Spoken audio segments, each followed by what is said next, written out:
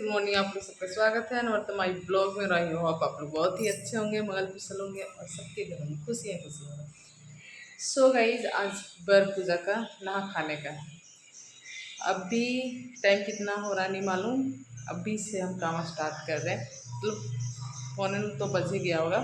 बच्चा को स्कूल भेज के दूध ला के अब हम काम स्टार्ट करने जा रहे हैं। तो हम अपने इनमें हम कपड़ा डाल चुके हैं, अब इसको करेंगे, कपड़ा डाल चुके हैं और सर्फ, अब इसको करेंगे हम स्टार्टिंग।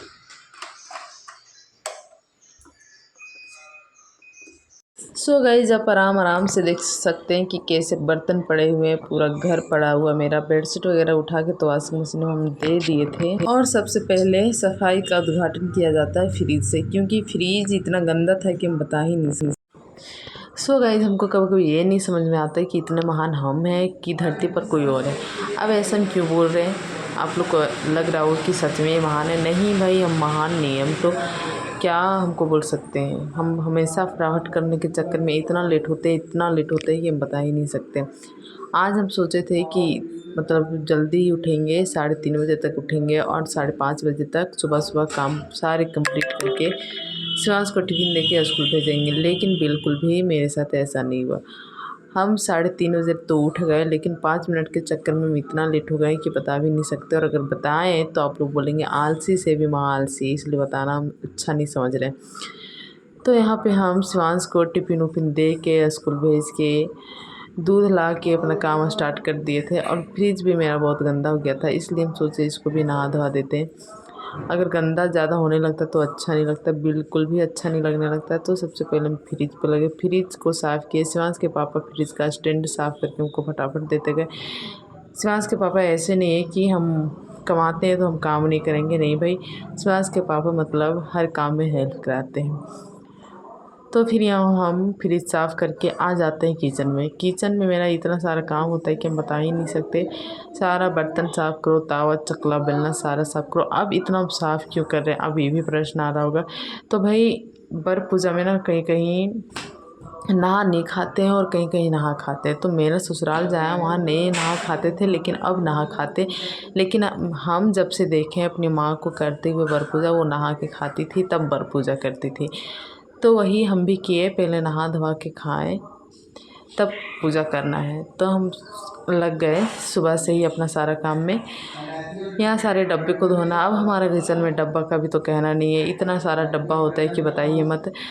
डब्बा का कहानी अजीबोगरीब होता है। एक डब्बा में जीरा है तो एक डब्बा में गोलकी है, एक डब्बा में कुछ है, एक डब्बा में चीनी है, एक डब्बा में हल्दी है।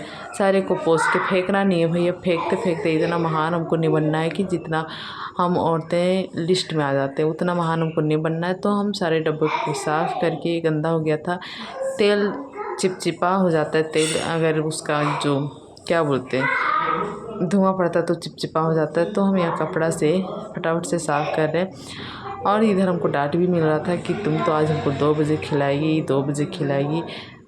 और हम सोच रहे थे मेरा काम कितना जल्दी हो जाए, कितना जल्दी हो जाए। खैर कोई बात नहीं, हम औरतों का काम ही होता है। जिस दिन घर सफाई करो उस दिन डांट इतना अच्छा मिलता है कि 10 दिन तक याद रहता है कि फलानवा दिन फलानवा काम कर रहे थे तो उस दिन हमको डांट मिला था। और यहाँ पे हम फटाफट साफ़ करके सारे को सेट करके अब हम लग जाते हैं बर्तन पे। बर्तन हमारे यहाँ भी इतना ज़्यादा है कि हम बता नहीं सकते। प्राणी 4 है और बर्तन हमको लगता है 4 से 18 ज़रूर होंगे। तो हम फटाफट से पहले चम्मच साफ़ करते हैं, चम्मच साफ़ करने के बाद सारे बर्तन साफ़ करते हैं। और कभी कभी हमको लगता है ना कि सब ज़्यादा नहीं, फिर भी 10-12 दिन में पूरा किचन साफ़ ही कर लो तो ज़्यादा अच्छा रहता है, साफ़ सफाई लगता है। और यहाँ पे क्या है ना कि जब हम शिफ्ट हुए थे तो कॉकरोच का भंडार था, और अभी तो नहीं है, लेकिन फिर भी हमको डर लगा रहता है कि अगर हम गंदा रखें तो कॉकरोच ना आ जाए। इसलिए भाई साफ़ सफाई रखो, अच्छे से रखो, ताकि गंदगी ना फैले और गंदा चीज़ भी ना आए। और ये सब चीज़ से ना हमको डर भी लगता है और नफ़रत भी होता है कि कॉकरोच, छिपकली ये सब आ जाए। तो यहाँ फटाफट से सारा बर्तन साफ़ करके, और समय अब हो चुका था बबुआ का आने का। बबुआ का आते ही मतलब घर में मच जाता है पूरा हंडकंप। तो हम सोच रहे थे बबुआ आएगी तब तक सारा फिनिशिंग हो जाए, लेकिन ऐसा नहीं हुआ। बबुआ के आने के बाद हम पोछा किए फटाफट से, और बबुआ स्कूल से आते ही ना बबुआ को इतना भूख लग जाता है, इतना भूख लग जाता है कि हम बता नहीं सकते। लेकिन हम मम्मियों ना हर एक चीज़ का जुगाड़ करके रखते हैं कि अगर ये नहीं कर पाए आज तो बच्चा आएगा स्कूल से तो उसको खाना देना है, तो खाना में क्या देना है वो भी जुगाड़ करना है। तो बबुआ यहाँ पे आ चुकी है, आप देख सकते हैं कैमरा के सामने बबुआ चमक रही है, दमक रही है पूरा। और इसका कहना है तो कुछ और ही है, वो चमक दमक नहीं रही थी, वो स्टैंड से मोबाइल निकालने का प्रयास कर रही थी। तो लड़की अभी तक इतना लंबी नहीं हुई कि निकाला जाए। सो गाइज मेरे मामा घर से आया था आज लीची, और लीची घर का इतना टेस्टी होता है ना कि हम बता ही नहीं सकते। तो नहा धोवा के हम सबसे पहले सोचे लीची खा लेते हैं। लीची खाने के बाद फटाफट से हम खाना बनाए, सबको खाना दिए, खाए हम भी, और उसके बाद हम आ जाते हैं अपने बेड पे।